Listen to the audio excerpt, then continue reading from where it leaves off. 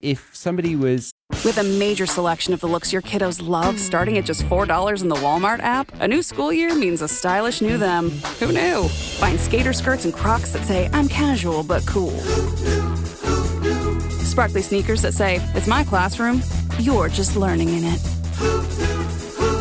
And preppy polos that say, I'm the teacher's pet, even if they're mommy's menace at home. Find their favorite styles starting at just $4 in the app. The Walmart you thought you knew is now new. This episode is brought to you by San Pellegrino Ciao, a new kind of flavored sparkling water. The kind made with real fruit juice, a pinch of Sicilian salt, and the sparkle of the Italian sun. With no added sugar and just 10 or less calories per can, enjoy. With love, from Italy. By San Pellegrino Ciao now. Listening to this, and maybe they're moving country and they're getting a new job, would you encourage them to do this or not? Oh, that is a great question. We took one or two people with us and we had to state if we were blah, blah, blah, or blah, blah, blah. How did you rank yourself? Would you like to cook?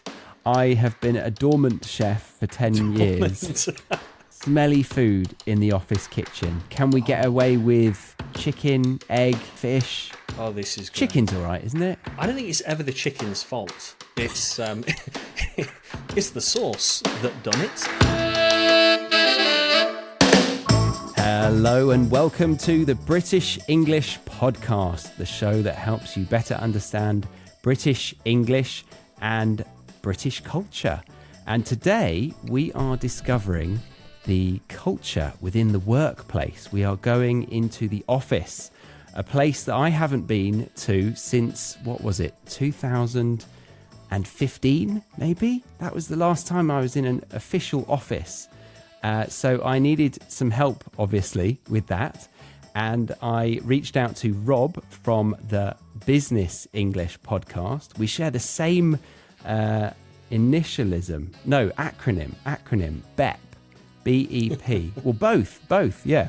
So instead of the British English Podcast, it is the Business English Podcast. So we're going to talk about the workplace and specifically some embarrassing scenarios that might occur in the workplace. But firstly, Rob, how are you today? I'm very well, Charlie. Thank you ever so much for having me on the podcast. Absolute pleasure. Yeah. So where are you residing right now? We're online, but where are you in the world? Yeah. Physically up in the north of England, which I think is classified as anything north of the Watford Gap to many people that live in London. Whereabouts are you again, Charlie? I'm southwest. I'm in Tooting. So I'm in the south of England, right? Right. Yeah. Right. Definitely. Now, the Watford Gap, can you tell us a little bit more about that? Watford Gap, I think it's probably within an hour north of London, and anything north of this is classified as northern, apparently. So yes, I have apparently a plummy northern accent sometimes, but I will try to be on my best behaviour on your podcast today, Charlie. That feeds into me having to make a public service announcement that any accent is a good accent. I do not distinguish between Queen's English and no accent allowed. No, so you're up north, according to you. Would you say that other people distinguish the north as the Watford Gap and beyond? I think it's relative. For many, if you were potentially studying in Newcastle or have clients in Edinburgh, they would say that Watford Gap or even Sheffield, which is currently the city, I just live on the outskirts of Sheffield, is south, is still southern to somebody living in Edinburgh or Newcastle. So I think it's relative. It is relative, yes. Sorry to butt in right now, mid-conversation, but you were just exposed to a lovely phrase, and I want to teach you that phrase properly.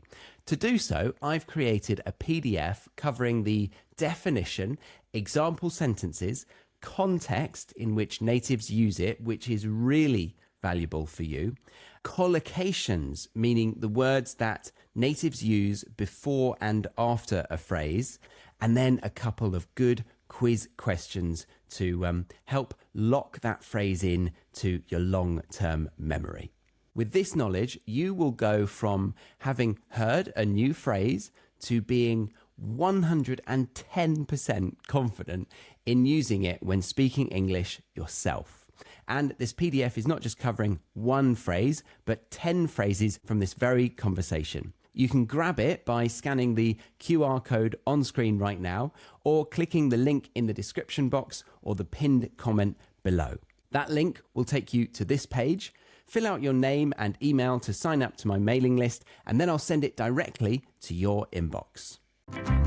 What does every USAA member have in common? Family. We're one big family who supports the military community and their eligible families. And if you, your parent, or spouse served, you could join our family and save big on auto insurance. Visit USAA.com/join today to check your eligibility. Membership eligibility and product restrictions apply and are subject to change. USAA means United Services Automobile Association and its affiliates, San Antonio, Texas. The McDonald's snack wrap is back. You brought it back. Ranch snack wrap. Spicy snack wrap. You broke the internet for a snack. Snack wrap is back. Ba-da-ba-ba-ba.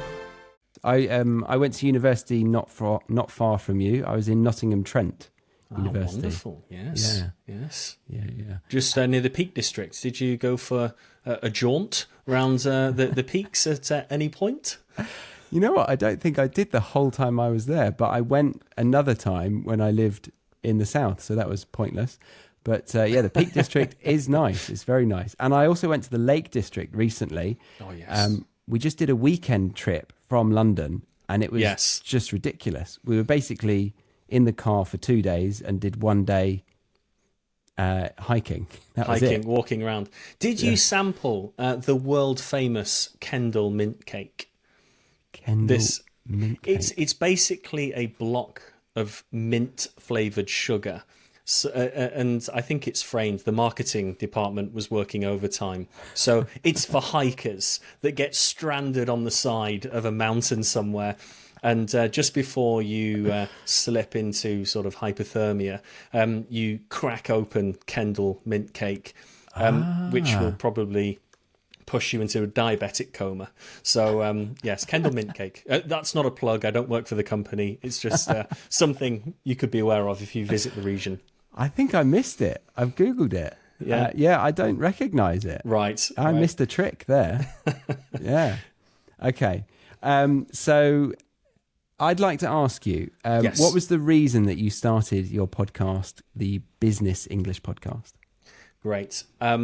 We have sort of a rallying war cry, and it's for professionals that are suffering in office cubicles worldwide with their professional English, business communication, meetings, presentations, and to just have a consolidated audio effort that they can listen to on their commutes that's just specific for their interview or meeting that's coming up. So something slightly more targeted.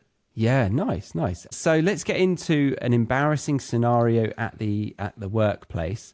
I thought one of the first ones we should do is the moment that you meet somebody, you might go in for a handshake, and there's a delicate act here, a balance between being too weak and too firm, or too eager, or too blasé, really, isn't there? Yes, yeah, absolutely. It's a fine line, as you suggested, too firm or too weak. For me, and this is a personal preference, Charlie, a strong handshake is non-negotiable. Like, it has to be this way. There are those that simply take the index finger and wave it slightly. This is not how I think it should be done. What's your take on this? I think a firm handshake is good as well. Yeah, but I've met quite a few people that do really try to shake me down, and it's just a bit intimidating. But also, like, come on, who are you trying to impress, really? Yeah, with that. Yeah, of course. But yeah, no, I try to give them a good handshake back in return. But another thing that I thought about that might come up later is is who to give a handshake to, because in some situations it's not. I mean, in business, I guess it is, but I've gone in for a handshake before, and realised they didn't want a handshake. You know, there's certain settings where it was like, oh, didn't need to do that handshake. Ooh. Reading the room. I'm sure we're going to go around this boy several times today, but a rapid assessment of the room. I mean, there's a couple of hallmarks, like different genders potentially in different cultures. This may cause some cause for consideration, but I feel that within Europe, at least our region, UK, European Union area, more often than not, you should be fairly safe as long as you're reading the room. But you see, I mean, even some politicians, movie stars, you see them meeting each other, and it's like you say, so this aggressive handshake, or somebody offers their hand and the other person goes in for a kiss, and it's all just, chaotic. Yeah, it is, definitely. And do you think you change your technique depending on the gender? Personally, and I can only speak from personal experience, I would do. If the 6 foot Brazilian jiu-jitsu professional, of course I'm going to shake his hand or her hand differently to potentially a female that is a ballet dancer from Eastern Europe, for example. I think there is a different style to be adopted. But back to my original point, reading the room is gonna help you a lot here. Yeah. So if you're in a ballerina concert hall, more likely to go delicately. If you're in the middle of a UFC fight, then you could go. Yeah. Is the phrase ham to leather? Ham to leather? Is that the phrase? I'm gonna have to Google that. I'm drawing a blank. Ham to leather. Hell. Go hell for leather. Oh, hell for leather. Yeah. Go hell for leather. Where's ballerina concert hall? Ham. You threw me. Ham to leather. That's new. I like it though. Go ham for leather on that. Yeah. AI instantly corrected me. Even like the Google one, it said "go ham to leather" is likely a misinterpretation of the idiom "go hell for leather." They heard it here first. You heard it here first. People coined. Charlie Baxter. Exactly. Yeah, a turn of phrase by Charlie. It means emphasizing speed and a potential recklessness towards your uncontrolled manner. Okay, so that's a handshake. Should we move on to another embarrassing scenario in the workplace? Yeah. Awkward silences. I feel that these are, because it depends on where you are in the world, where your courage, your nerves of steel. It's like, who's going to speak first? Have you ever been in a situation where awkward silence is just ringing out? Yes, and I don't know if this will come up later, but being in a lift or an elevator, I find that very uncomfortable because I don't know about you, but it tends to go silent in our culture. Yeah. I was in Chile for a while, and they would always say "ciao" on entry and exit. Yeah. And I quite liked that. Just just a little hello, goodbye, and I kind of miss that. But outside of the lift, yes, I think I personally quite like to have space to think. I'm a little bit more comfortable with that with friends, and I think they are a little bit more uncomfortable with silences than me. So I would probably outdo them if it came to a battle of who can last the longest in silence. What about you? Yeah. Very interesting idea, allowing the silence to just roll out so you can reflect on the previous conversation, on thoughts. But I know that it's excruciatingly painful. A lot of people we work with, they are so quick to fill the silence because they don't want to come across as ignorant or rude, or they're not fluent. So there's this sort of urgency to say something, and on occasion may force an error. So actually just keeping that silence between you during a negotiation, a meeting, even a first meeting, I feel that silence is definitely useful. Yeah, right. Talking of business, which is what we're doing. My Doesn't wife have to be. my wife is going through some training with some sales calls for her business, and they were like, the silence is the biggest power play you can provide, because you're not letting them just sit back and let you pitch your ideas. You're actually letting them tell them what they want, which gives you the information you need to then, build up why you are a good person for this product. Yeah. This is the he who speaks first loses sales technique. Say the price and then don't say anything else, and just wait for the response. I've heard this before. Yeah, the use of silence in sales. Terrifying. Yeah. And then if we hop over to Japan, I believe there's a culture in sharing a silence. There's a YouTuber called Chris Broad who does Abroad in Japan, very big channel. Okay. And he came on and he told me about when he came to Japan and he sat down with the headmaster of the school that he was teaching at. At the end of the interview, or like the briefing, he was silent for 30 upwards to maybe 45 seconds. Wow. And Chris didn't know what was going on then, but apparently it was sharing a silence. And it's a cultural thing where they feel like they get to know one another a little bit more if they share the silence. Anyone listening, if you're from Japan, this is completely wrong, do correct me in the comments. Spotify's got comments now. So yeah, tell me if that's not the case. But Chris said it, not me. So don't shoot the messenger. Ryan Reynolds here from Mint Mobile. With the price of just about everything going up, we thought we'd bring our prices down. So to help us, we brought in a reverse auctioneer, which is apparently a thing.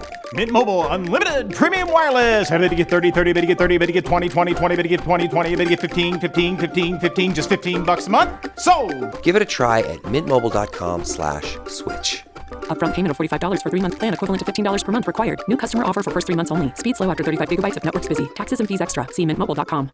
I'm always looking for ways to show my cat how much I love her.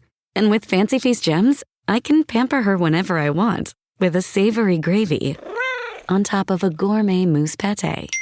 The pyramid shape makes serving simple, so all I have to do is peel and plate to make mealtime feel extra fancy. And with 2 entrees in every pack, it's easy to turn every day into the extraordinary. Fancy Feast Gems. But yeah, I feel like in the UK we don't have this, do we? Not so much. Not sharing the silence. I think in many parts of the UK that I can think of, you would seek to eliminate silence fairly quickly, or at least not share it. I think it's a good technique to learn, though, is to be comfortable with silence. I've heard it taught many times that pausing before and after, because we have when you're doing a verbal briefing or you're speaking to somebody for impact, pausing before and after the main point, whatever that is, almost puts it in lights. You can't underline, you can't bold, you can't put things in italics when you're speaking. So the way in which many public speakers emphasize is by pausing before and after the key point. The best thing about the UK is fish and chips. This sort of pause. It's like, well, okay, that sounded important, but yeah. Yeah, that's nice. That's really nice. Yeah. The blank space or the ... You could almost you could almost put that in your mind. You could say fish and chips ... Yeah, exactly. So pausing in professional scenarios, definitely I would do so. Yeah, but not always awkward. No, and the pause can't be done at the end of a conversation, and like that's the last thing that you do, and you just drift off away from them. Yeah. I'm just imagining like being in the kitchen for lunch, grabbing something, and then you have a conversation, and then you just use the pause at the wrong time at the end, and then you just walk backwards out of the kitchen. Walk backwards out. Yeah, exactly. Very, very awkward. A silence. So I think the awkward pause is it's a part of our culture, but not too much. Not like Japan, as you were saying. Yeah. And I suppose that comes up in quite a lot of comedy sitcoms, the use of it to make it feel awkward and uncomfortable. We almost relish that kind of comedy sometimes, don't we? Yeah, absolutely. Uncomfortable, squirming in your seats like this is so painful to watch. Yes. Yeah. Why is that? Why do we like that? I don't know. Yeah. Maybe it's a Brit thing. Yeah. But I know that it's very subjective because, my wife can't stand that kind of thing. I don't know about you. Do you enjoy it? It's okay. It's okay. I'm not watching a lot of comedy at the moment, but yes, this idea of pausing and having awkward silences, maybe enough time for the audience to understand that it's a joke as well. Yeah. Yeah. Pause for the laughs. Yeah. I guess this could kind of move on to not knowing how to exit small talk. Oh, yeah. Yeah. So small talk, we're going to talk about that on your show. So we won't go into it specifically now, but I feel like I'm going outside of the office, but it still remains relevant. When I'm at a wedding and I'm meeting new people, and we go through the niceties of how do you know the bride or the groom, and what do you do maybe, and have you had a nice day, blah blah blah. Once you've kind of gone through those questions and answers, and you feel like there's just not the chemistry that either of you want for the continued evening. Yes. Yeah. It's important to have an exit strategy. And I've actually come up with one recently. And I'm sure do tell. Do tell. It's really simple, but it took me a while. Oh, I must just pop to the toilet. That's a classic shirk. Yes. Or maybe bathroom. Or restroom. What word would you use? Because you don't want to say too vulgar, too sort of physical. Maybe the restroom. Restroom. Maybe tongue in cheek. You could. I need to powder my nose or something like this. As a guy, it's quite a strange thing to say. Talk to a man about a dog. All these things. But just going to go to the toilet. Yeah. Restroom, I think, is good. Or washroom. Restroom sounds the best, I think. Restroom. I saw that recently when I went out the other day. I did a guided tour, as in I was a listener, a walker round. What's it called? The person that listens to the guide. Yeah. The tourist. Yeah, you're a tourist, yes. Yeah. In attendance. Yeah, I was a tourist in attendance, doing a tour around London about the history of pubs. And I'm trying to remember what they said and put it into the trying podcast. To remember. And why is that? Is it difficult to remember after this pub tour? Yeah, no, it was just a lot of information. But no, I was going to say I saw the word restroom in a lot of the pubs then. So it's a relevant keyword that we use in the UK, I guess. Yeah. But yeah, yes. I'm just going to pop to the restroom. Yeah. And then you can kind of, or go to the bar. I'm just going to grab a drink. But that, I feel like that's a little bit like I want more entertainment than you. Yeah. Or it could be sort of leaving the door open. It's like, I'm just going to go to the bar. It's like, would you like anything? It's like, well, I think it's too close, too risky. That's true. No one's going to join you in the restroom, probably. That'd be so yeah, I'm just going to go to the restroom. Oh, I'll come with you. Yeah. Yes. Okay, we can continue this conversation. Yes. So we're actually going to leave the free version of this conversation here for today. The full episode is available for premium podcast listeners or members of my academy. To learn more, you can go to thebritishenglishpodcast.com. But if you're not interested in doing that, then remember to get the free PDF that helps you go from confused about the advanced language that came up in this episode to completely confident to use them yourself next time you're speaking English. To get that, scan the QR code on screen right now or click the link in the description box or the pinned comment below. And if you're wanting another video to watch right now to improve your English, then I reckon you'll love this one on screen right now. So, yeah, see you in that one.